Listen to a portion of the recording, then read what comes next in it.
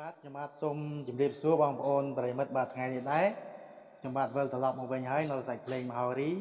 ថ្ងៃមុនយើងខ្ញុំបានប្រគំបទជួយជាមួយខ្ញុំបាទនៅបទតូយំ3ជាន់និង2ជាន់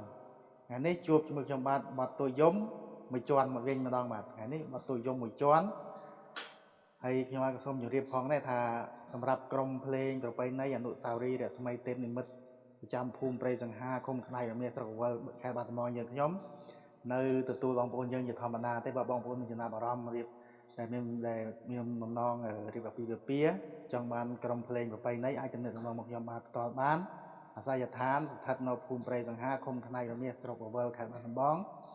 ខាងជើងវត្តខ្នាចរមៀសឬក៏ទំនាក់ទំនងតាមលេខទូរស័ព្ទដែលខ្ញុំបានដាក់នៅលើ description នៅ Facebook បាទហើយបើបងប្អូនមានចំណាប់អារម្មណ៍អាចទំនាក់ទំនងបានខ្ញុំបាទក៏មានជាក្រុមភ្លេងពិណពាទ្យសម្រាប់ប្រគំក្នុងពិធីបុណ្យផ្សេងដូចជាបុណ្យបច្ច័យ4បុណ្យចម្រើនពិជននិងបុណ្យកឋិនទានបុណ្យវិចុះសីមាឬបុណ្យអ្វីផ្សេងជាពិសេសកម្មវិធីថ្វាយទស្សបារមីនិងបួងសួងក្រុងវេលីបាទបងប្អូនមានចំណាប់អារម្មណ៍អាចទំនាក់ទំនងមកខ្ញុំបាទបាន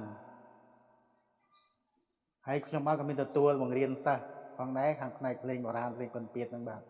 បើមានចំណាប់អារម្មណ៍អាចទំនាក់ទំនងមកខ្ញុំបាទបានជួបជាមួយខ្ញុំបាទនៅបទតូយំ1ជាន់